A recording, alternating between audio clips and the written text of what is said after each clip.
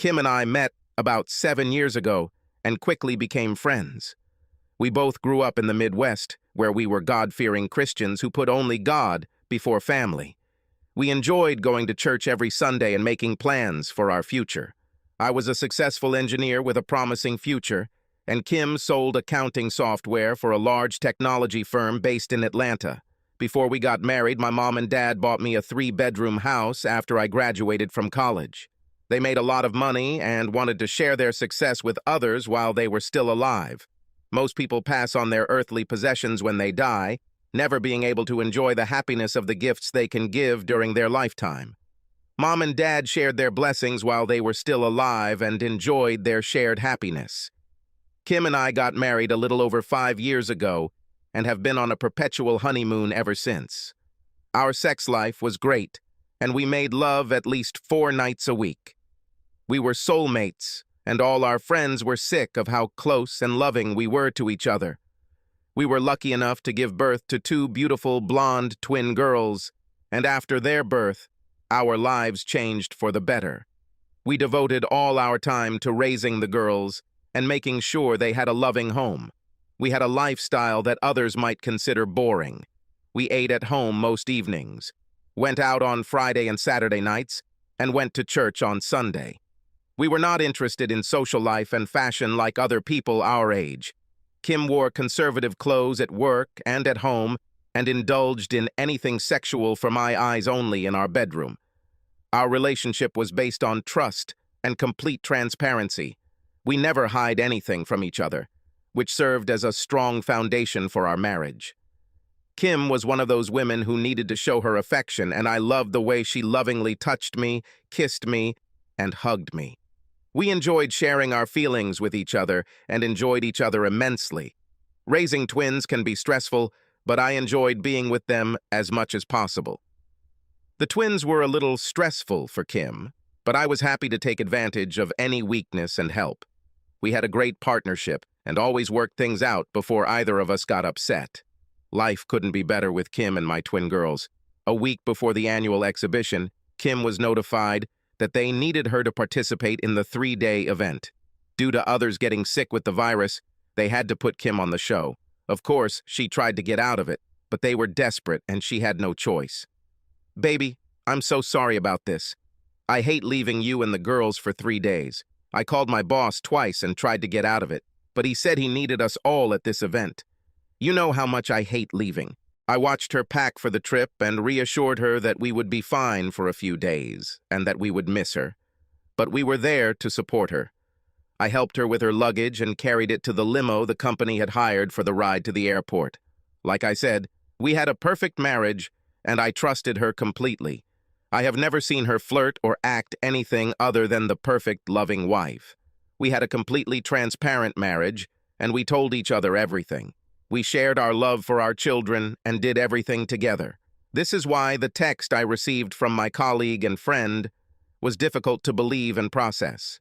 It was the second night of the show when I received a message from my colleague Greg, who was at a cybersecurity event in Atlanta. "David, how's your weekend going, mate?" "I enjoy my girls."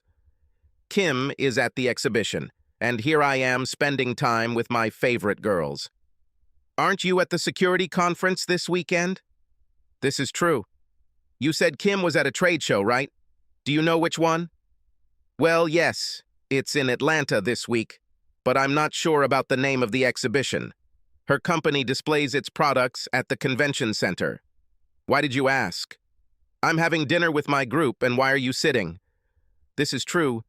What are you trying to tell me, Greg?" His message came with 2 photos and a video. I sat frozen with fear. The first photo was of my wife in an outfit I had never seen before. It was the shortest dress I've ever seen. The plunging neckline showed off her massive breasts, pumps I didn't even know existed. Her hair and makeup were flawless, and she looked stunning. In fact, I have never seen her look so sexy in my life. When I saw the first photo, I was convinced that it was a similar woman, someone who looked like Kim, but it couldn't possibly be her. I laughed to myself, thinking, I wish Kim would dress like that someday, but that's not my wife. I stopped laughing when the next photo came out, which was a close-up of her sitting very close and kissing next to Jonathan, one of her bosses she worked with. I sat there in shock, not moving, not even blinking, until the next photo appeared. It was another close-up of her smiling and looking into Jonathan's eyes. My heart stopped when I saw this message, but I tried to convince myself that there was a good explanation until a few minutes later, when the next message arrived. It was a short video of my wife kissing Jonathan with her arms around his neck and his hand on her right breast. That's when my head exploded. At that moment, I felt my whole world collapse on me. Tears of pain rolled down my face as my heart raced, and I felt nauseous. A message has arrived. Friend, are you okay? What should I do? Can you see her right now? Yes. I'm going to call her right now and just check on her. I dialed her number and heard the phone ring several times before it went to voicemail. I left her a message saying we missed her and just wanted to talk to make sure she had a good night. I called Greg. I just called her. What did she do? David, I'm so sorry about this. She took her phone out of her purse, looked at the caller ID, and then put it back in her purse. Man, I can't believe it's her. I mean, I've never seen her act or dress like that. David, I never realized how hot your wife was. Sorry, that's not what I meant. It's okay, Greg. Thank you for sharing this with me and not hiding it from me. You are a good friend. I'll figure it out and you don't need to interfere. If possible, do not show your face to her. Let me know if anything else happens, but don't waste any more time following her. Then I'll figure it out myself, my friend. Are you going to be okay? No, I'm far from it, but I know what I have to do, and I'll take care of it. I'm still in shock, and it will take me a while to understand everything, but you know I will. Thanks again. My pleasure. I love you, buddy. I'm here for you. Take care of yourself, Greg. Thanks again. I poured myself something stronger and sat in the dark living room, trying to understand how my world had collapsed in less than 20 minutes. I never had any idea there was a problem in our relationship. How long has this been going on?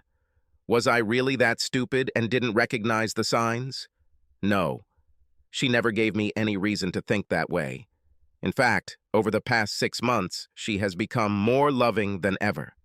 Our sex life doubled in intensity, and our relationship became stronger. It didn't make any sense, and I couldn't understand any of it. Over the next hour, Greg sent more photos and videos. There was a short video of them dancing with his hand on her ass, another short video of them kissing on the dance floor, and another photo of them kissing deeply in private on a deserted dance floor. I realized that they must have been kissing so passionately that they didn't notice the music had stopped. I knew it was over between us, but I still had so much to learn and understand.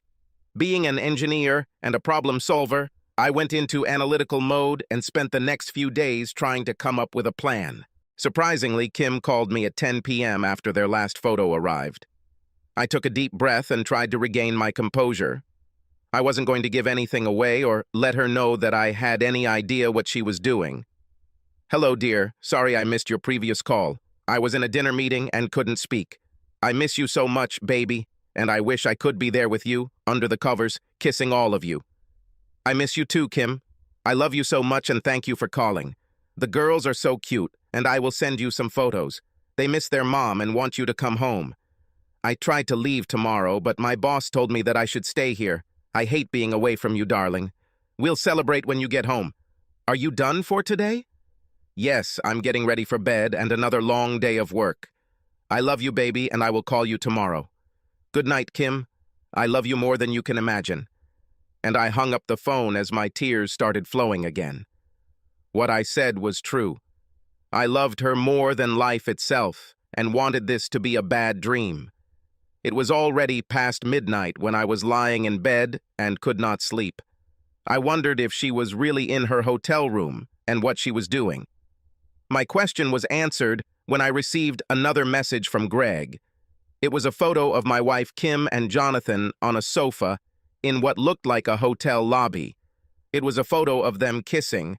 His hand was tucked under her short skirt and her arms were wrapped around his neck. They looked like two newlyweds sharing their love in public, so to speak. And one last thing, buddy. I'm done for today, but it looks like she'll be busy. Let me know if you want me to stop. I can break it off quite easily right now. It's hard to see, but thank you for these photos. No, let her go. It's all her fault, and you don't need to get involved. Let it go. Thanks again. I cried until I fell asleep, knowing that the love of my life had betrayed me, our marriage vows, and our girls. Sleep finally took away the pain and tears until I woke up the next morning. There were several loving messages from Kim with hearts, kisses, and emojis. She confessed her love and said how much she missed me and the girls. She told me to get ready for a wild night of sex when she returned. She acted so sweet and loving, as if nothing had happened. I started to wonder if maybe she had a dissociative disorder and didn't know what she was doing. Maybe she was drugged with something? I searched for answers, but realized I had to face the facts and plan ahead. She was due home in a few days, and I needed to deal with all of this. We talked several times a day, and everything was fine. She kept telling me how much she missed all of us and wanted to go home. I wasn't sure what angered me more. Was it because she cheated and was with another man, or was it because she cheated and lied? She took me for a fool, and it hurt as much as seeing her kiss Jonathan. After Greg's messages and the revelation that my wife had made me her cuckold, I took action. Since I was the tech guru in the family, I added some software to her phone that allowed me to find the phone if it ever got lost. Of course, I bought the latest software on the market and installed it, and even explained to Kim how to use it. This software package also included a voice recorder for recording voice, text, and email, with automatic upload to the cloud if activated. Let me be clear, I didn't install this software on my phone to spy on her, but it turned out to be useful. Before last night, I would never have thought to look into any of her personal belongings, but after last night, my trust will never be the same. I had to protect the girls and save our marriage if possible. Fortunately, the girls kept me busy and distracted me from thoughts about my crumbling marriage. Making breakfast, cleaning up after them, and playing with dolls with them was something I loved and cherished. I'm not sure if you've ever had to take care of 3-year-old twins, but let me tell you, it's quite a workout. It was 2 p.m., and I finally got the girls to take their afternoon nap. I showered and cleaned up the house before sitting down at the table to catch up. Kim sent me 6 more loving messages and said she would call me at 5 p.m. after they were done for the day. After reading them, I accessed the cloud from my laptop, logged into her account, and looked at everything that had been downloaded since I activated the recording spyware. I sat in shock as I read the messages being sent to Jonathan. Here are a few of them. You were amazing last night, baby. I can't wait to be together again tonight. Thank you, kitten. I liked it too. Can we go back to my room after we finish before dinner? Absolutely, but I need to call my husband before we go. I should be ready by 5:15. Does hubby have any idea about us?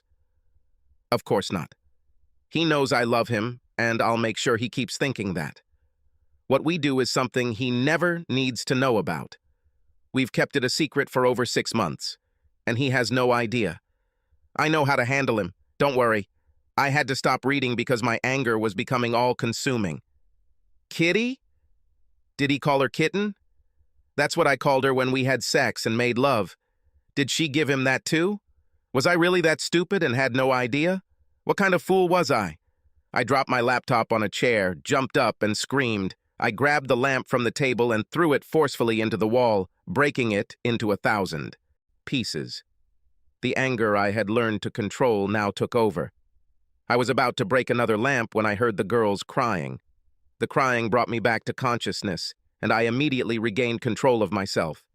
I went into the bedroom and held both girls in my arms until they stopped crying and calmed down.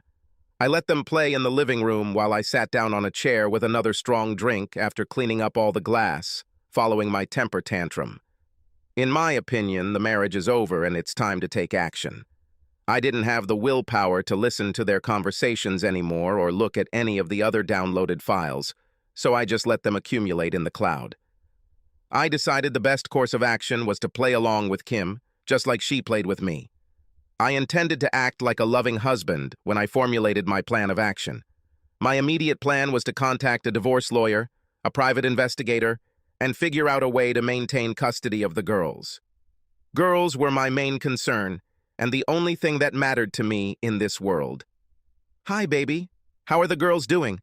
They miss their mommy. Oh my God, they are all I think about all day long, and of course you too. I can't wait to hug you when I get home. I'm going to give you the warmest kiss you've ever received. I played along. Oh, baby, I think about you all day, and I can't wait to hug my loving, sexy wife. Soon, baby, we'll be together again. Somehow I held it together, and the call lasted exactly 15 minutes. At 5:15, she ended the call and said, I love you, David. I need to go now. The bus leaves back to the hotel, and I need to leave. I'll write to you later. I love you. Another easy-to-tell lie. She was definitely good at it. I love you too, baby. More than you'll ever know. The pain of her lies and deceit has now been replaced by contempt, anger, and revenge. I was going to destroy this woman and make her pay for her lies and deceit. I truly loved this woman with all my heart, and it was the hardest thing I have ever had to do.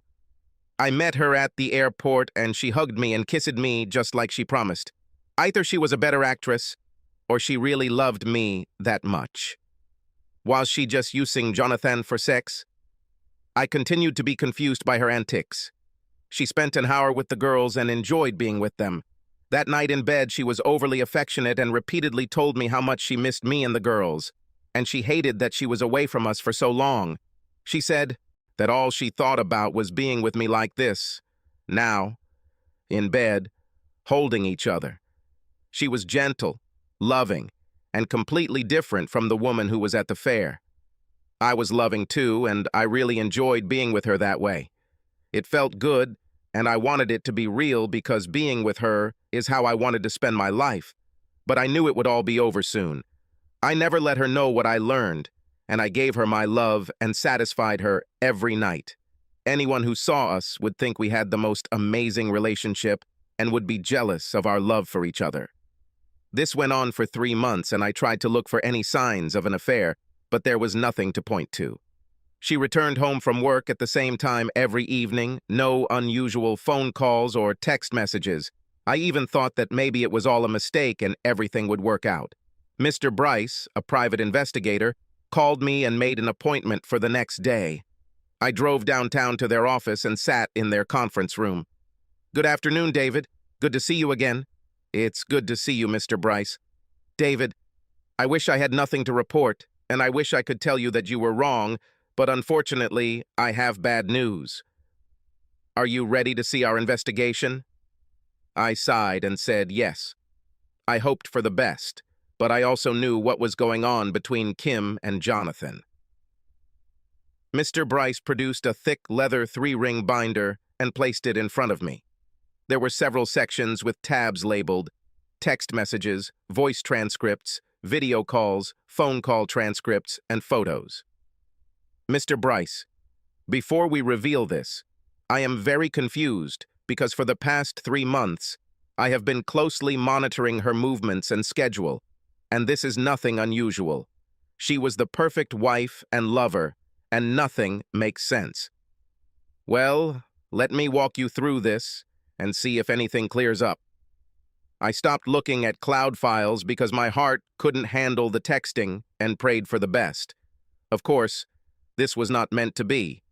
There were more than 75 pages of text messages, 25 pages of emails, 75 pages of time-stamped photos of them going in and out of hotel rooms together. There were over 82 video calls and 50 pages of phone conversations. Kim and Jonathan have been visiting this motel at least 4 times a week for the past 3 months. You can see their photos every day at 1 p.m. They spent an average of 2 hours together during each visit. It seems that for the past month there have been 2 men who have been visiting your wife 4 times a week. Do you recognize this man? Oh my God, is this Jason Sinclair? Is he the CEO of her company? Are you saying she's cheating on me with 2 guys and one of them is the CEO? Sorry to have to tell you this, but based on text messages, phone calls, and videos, he is clearly having a sexual relationship with your wife. The video call labeled balcony actually captured him making love to your wife as she leaned over the railing. I think they felt untouchable and didn't realize they were being filmed. Our 8K video captured close-ups of their faces, and our audio captured them as well. He played the video on the 80-inch display. There was Kim, my wife, leaning over the railing with her CEO standing behind her. I felt nauseous. I had to leave the room for a few minutes to recover. I went back to the conference room and forced them to continue because now I wanted to see what she was doing. The video marked Balcony 2 shows your wife with Jason and Jonathan at the same time. I'm so sorry I have to show all this, but since they were in public, you can use these videos if you decide to continue with your divorce and custody battle. I sat with my mouth open in amazement. I still found it hard to believe that it could be Kim, and I prayed that this would all turn out to be one huge mistake. David, we've looked into Jonathan Wilkes and Jason Sinclair. We found the following. Jonathan has been married for 10 years and has 4 young children. Mr. Sinclair has also been married for 25 years and has 3 grown children. The text messages reveal that Jonathan brought Jason into their games after your wife said she wanted to try a threesome. It's getting pretty dark here, so I'll let you read when you're ready. Take the folder and this USB drive with all the files and videos. I'm sure your lawyer will need both. When I met with my lawyer, she was amazed at the amount of data we were able to gather and could not believe that there were no signs of her adultery at home. She continues to act like a loving wife and mother as if everything is completely normal. The lawyer said that we have several actions that we can take based on the files I provided. She needed time to work through all of our options and scheduled an appointment for the following week. I told her to start filing the divorce papers as soon as possible. I left the office with a big hole in my stomach. I knew it was over before I had these meetings, but watching these videos ended any hopes of reconciliation. Still confused, I asked myself, who was this woman? After the girls went to bed, we sat on the couch and watched an old movie I picked up on Netflix called Unfaithful. I heard it was a good film. Let's give it a chance, I said, pressing play. Since the film was about cheating spouses, I planned the conversation in advance. During the movie, I told Kim that there was a girl in my office who had been hitting on me for the past few months. You can imagine me with another woman, I said, laughing. She looked at me with narrowed eyes. Really, who? If I catch you even thinking about being with her, I'll leave. You understand? You belong to me and no one else, she said, with a serious expression on her face. Even though I tried to remain cheerful, she wasn't fooling around. She made it clear that she would not tolerate any deception. I couldn't believe how angry she was about this, how hypocritical one person can be. She got angry about it while she has sex with 2 men every day behind my back. Unreal. This is driving me crazy, David. Why didn't you tell me about her before? What is her name? Kim, relax. She is an intern, a young girl who loves to flirt. I completely ignored her.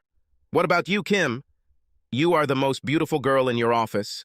Are you saying that no one flirts with you? Of course not. They all know that I'm married and that I would never cheat on you. So, during our entire marriage, you never thought about being with another guy or did anything like that? I mean, even a friendly kiss. Have you ever cheated on me, baby? Now she was truly angry. Are you kidding me? Did you really just ask me that? I constantly tell you how much I love you. I am always with you.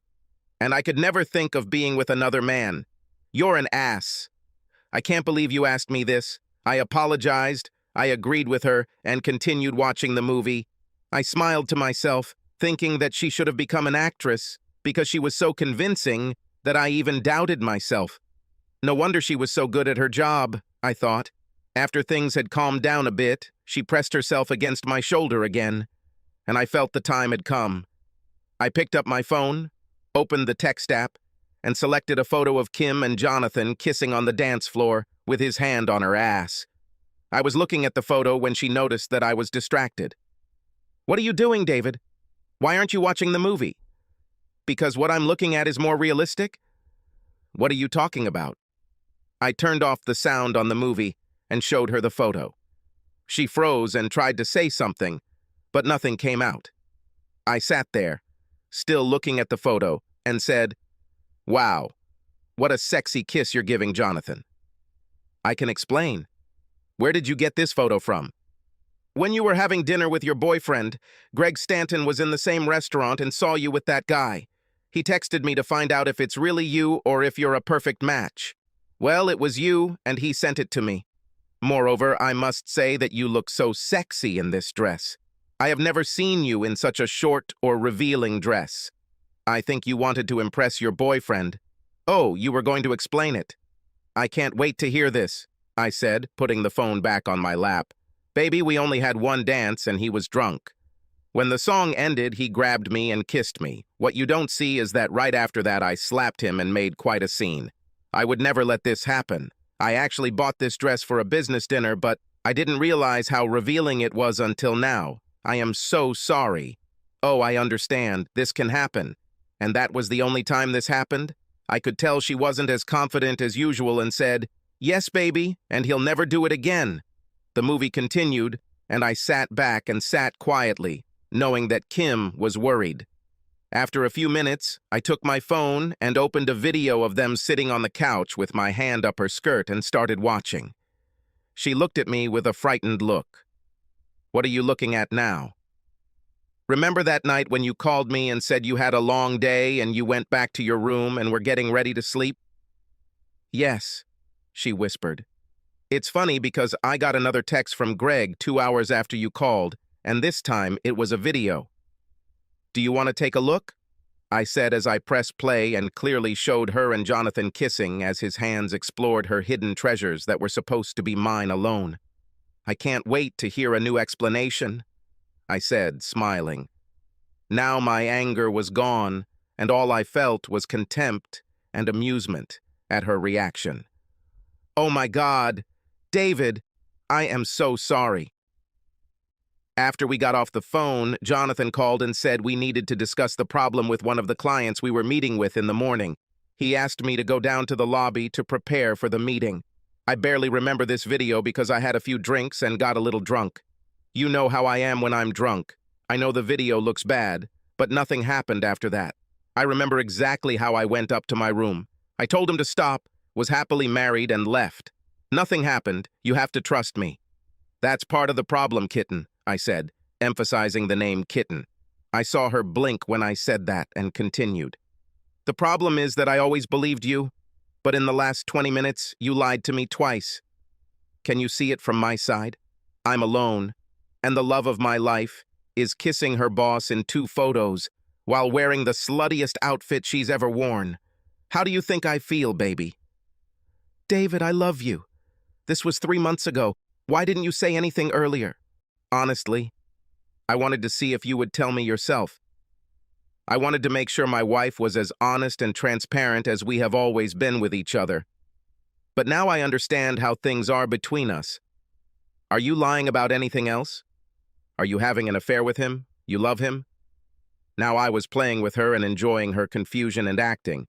She started sobbing and kept telling me how much she loved me.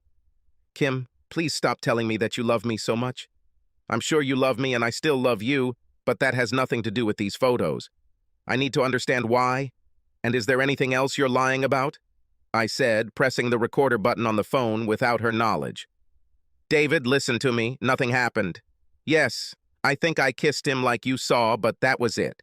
And every time I told him to stop. I'm not sure what Greg saw or told you, but you have to believe me. Okay? Stop crying, baby. I believe you. However, I am confused by the way you were dressed. I mean, you never wear anything like that for me, and you never do your hair and makeup like that either. Did you do this for him? You haven't answered my question. Do you love him? Do you want to leave me for him, Kim? Please, I need to know the truth." The sobs resumed. "No, David, I love only you. I never want to lose you.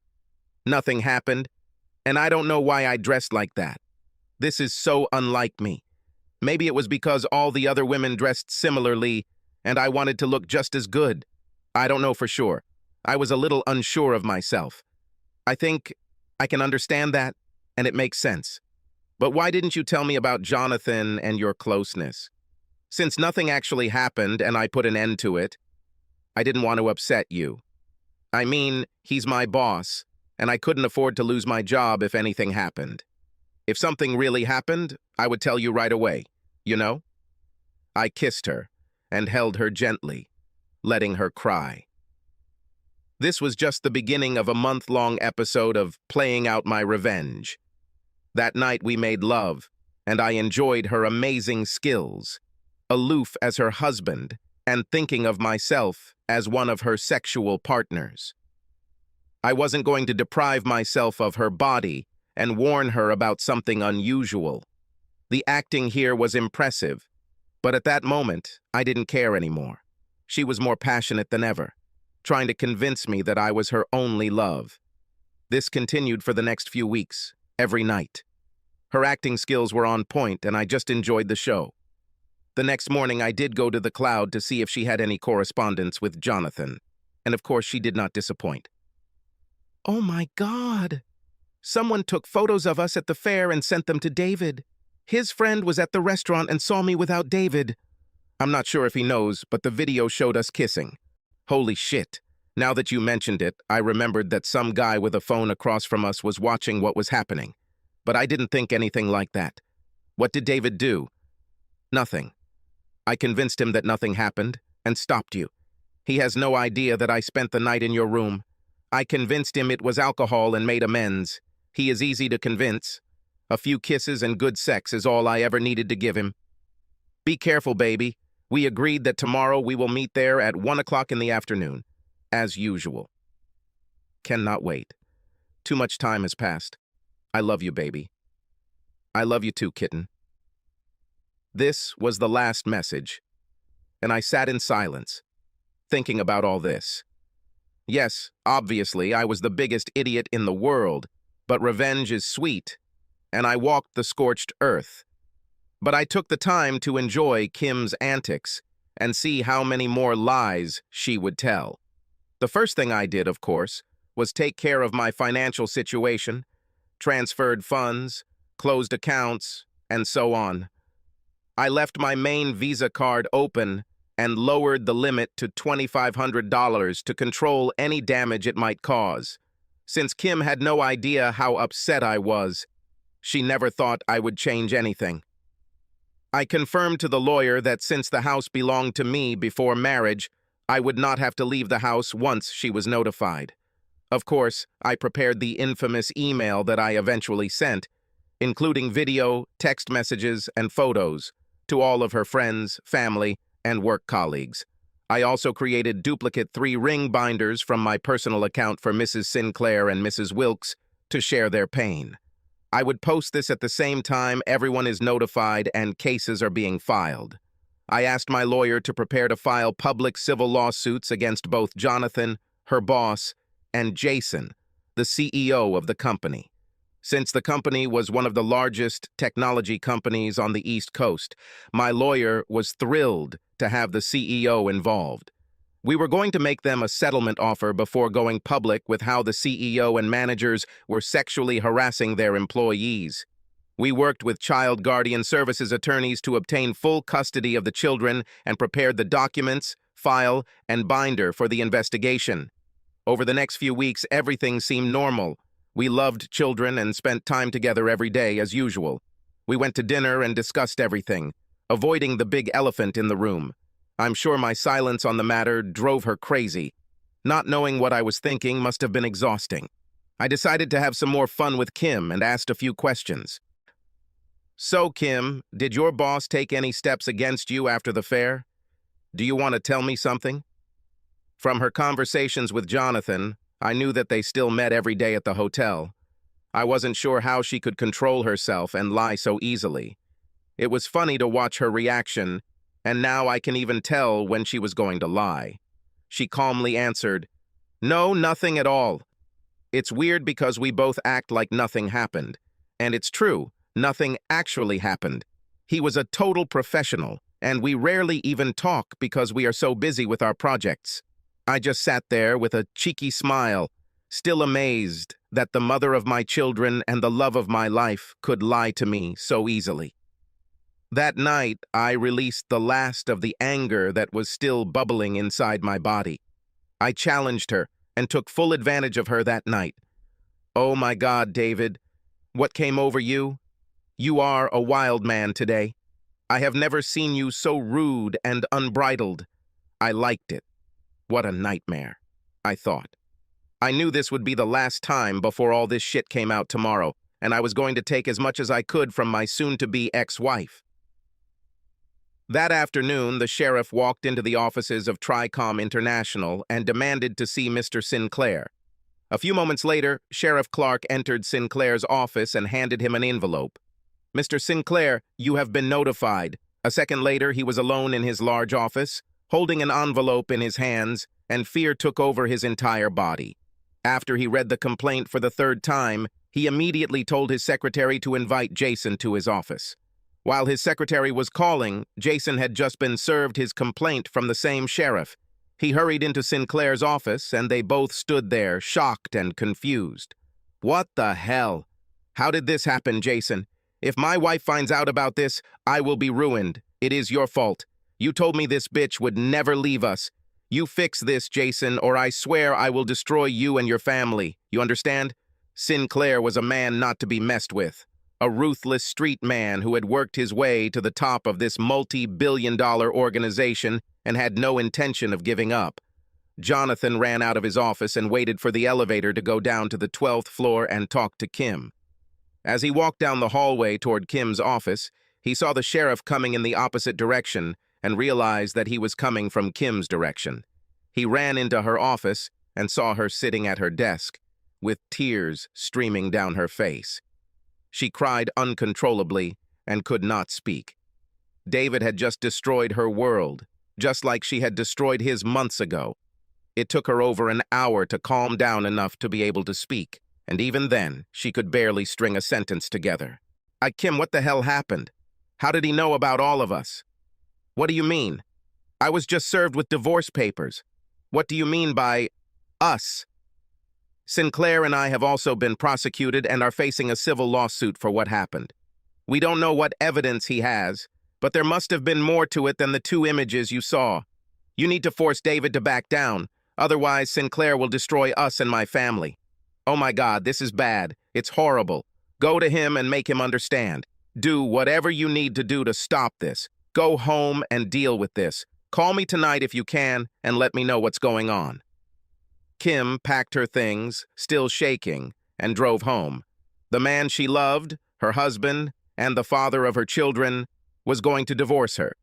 She didn't want a divorce and really loved David, but somehow she found that sexual stimulation was what she needed and couldn't stop. She had to make David understand that she couldn't lose him over this. She returned to an empty house. The girls were at David's sister's house, as they were every afternoon, while they both worked. She called David's sister and asked if she could leave the children overnight. She didn't ask why, but of course Katie was happy to have the girls over for the night. Kim took a shower, fixed her hair and makeup, and waited for David to return from work. At 6 o'clock, she heard the garage door open and nervously waited for him to enter the house. "Hi, Kim. I didn't expect to see you tonight.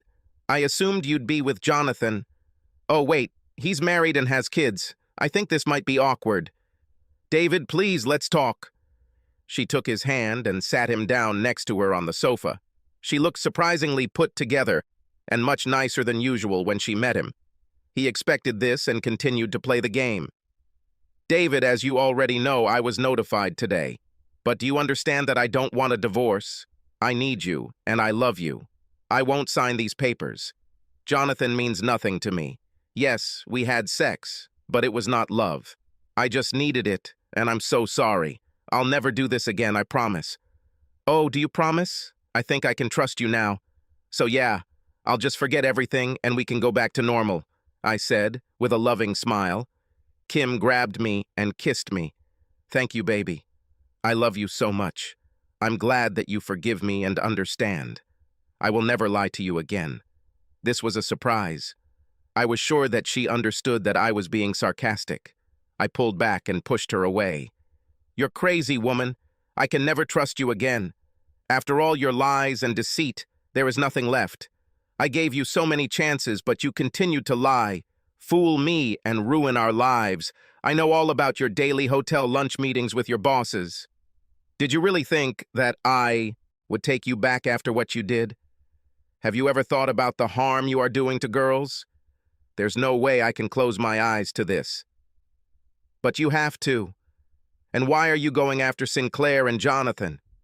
Well, your fuck buddies are also your CEOs and CEOs of a multi-billion-dollar company.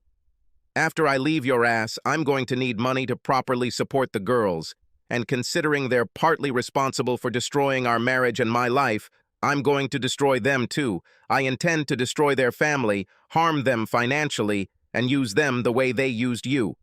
Kim had never heard David talk like that, and she had never seen him so angry and focused. The gravity of the situation finally dawned on her, and she realized that she was no longer in control of the situation or her husband. All she could do now was beg. So, with tears in her eyes, on her knees, she held David's legs and begged for forgiveness. David really felt sorry for her, but his rage overcome this weakness, and he carried her to the sofa. In a soothing voice, David addressed Kim as if she were a child. Listen to me, Kim. You need to pack your bag and go to your mom's house for a few nights. Find a lawyer, and then we can set up a meeting to discuss everything. In the meantime, a word to the wise, I advise you to stay away from Jason and Jonathan. Things are about to get ugly. Later that evening, at her mom's house, she explained that she and David had gotten into a little fight and needed to be with her for a few days. At 11 p.m. that same day, she called Jonathan on his cell phone. Jonathan asked her to wait and quickly connected Jason with a three-way call.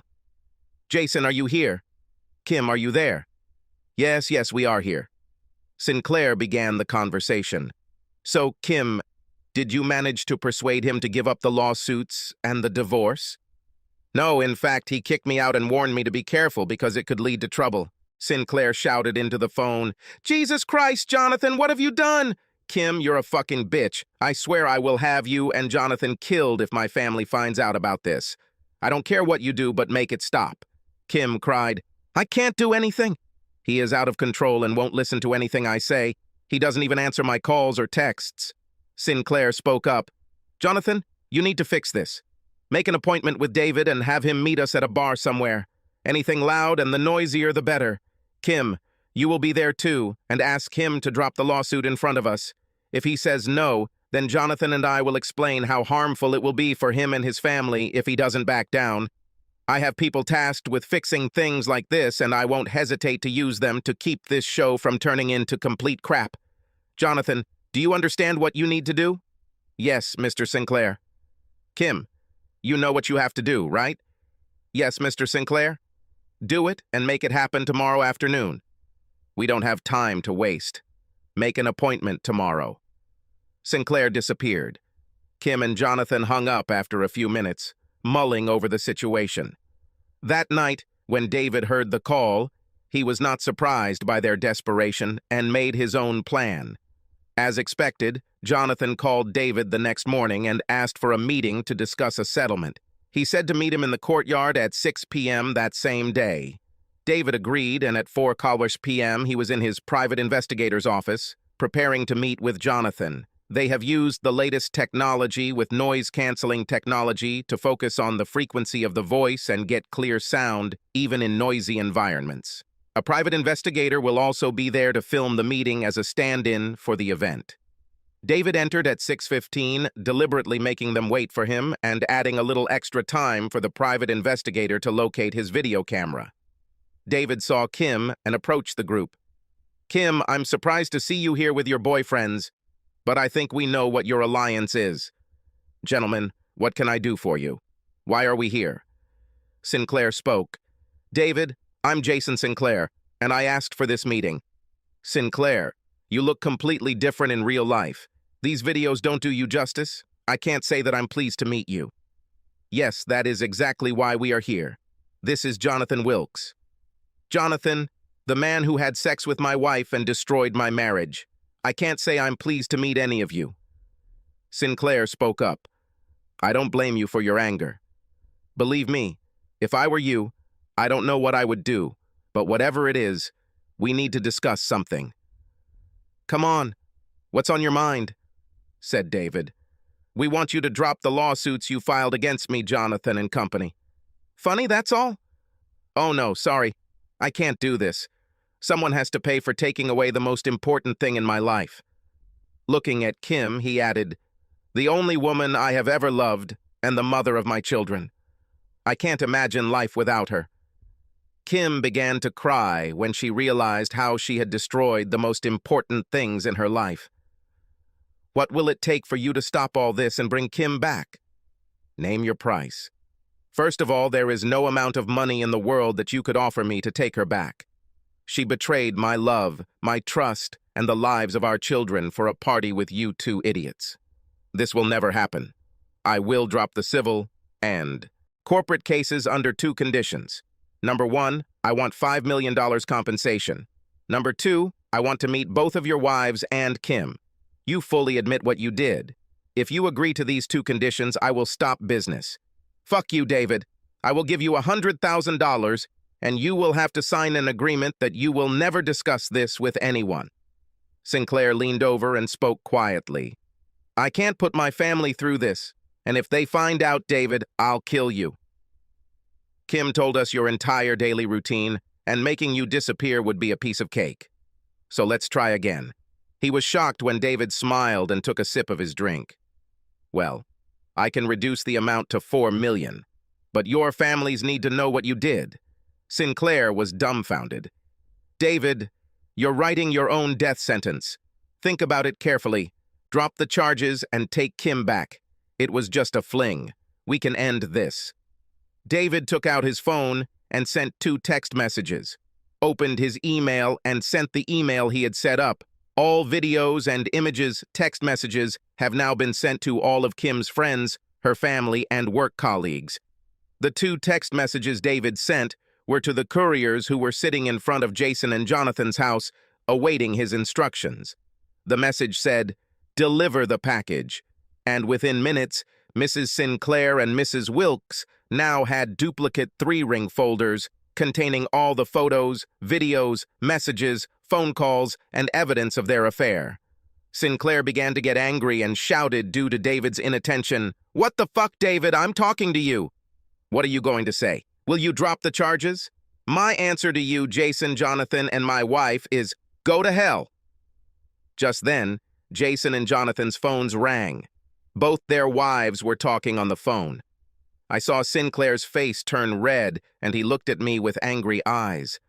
I saw that Jonathan was in shock and actually saw tears welling up in his eyes. Kim looked at me and asked what was going on. I replied, "Check your email in a few minutes and I think you will understand." Sinclair hung up the phone with his wife, pointed his finger at my chest, and shouted, "You're dead, David. I'm going to cut your throat and watch you die like a dog."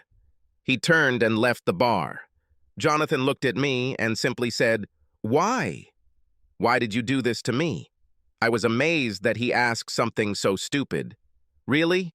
You used my wife, the love of my life, and the mother of my twin girls every day for the last 6 months, and set her up with Sinclair for a threesome, and you're surprised someone would strike back.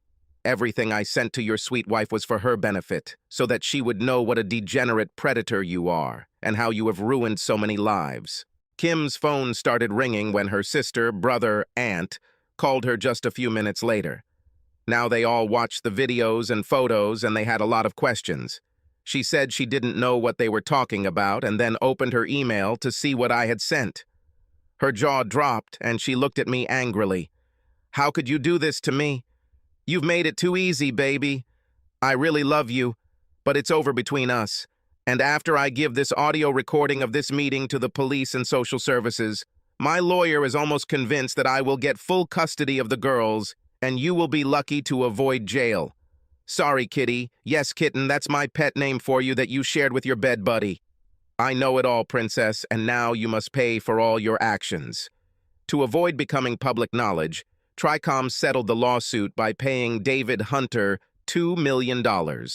Jason Sinclair was suspended as CEO and fired without severance for violating the morals clause in his contract. He lost more than $10 million in stock options and a $5 million severance agreement. Sinclair is also serving a 5-year sentence for conspiracy to commit murder, along with several other charges, after they investigated his business dealings. Sinclair's wife divorced him while he was in prison and crucified him financially. He will leave prison penniless, without a family and without a place to live. This news made David feel a little better, and he even smiled for the first time in months. Mrs. Wilkes also divorced Jonathan, leaving him no money, no home, no child support, and no half of his income in alimony. He was fined $1 million in a civil trial for conspiracy, adultery, and loss of affection in David and Kim's marriage. He had lost his job and was now working as a day laborer. David was still enjoying his revenge when he received news of Jonathan's fate. He was forced to file for bankruptcy and began living under an overpass near where the day workers gathered. This also gave David some pleasure, and he again found himself smiling more often.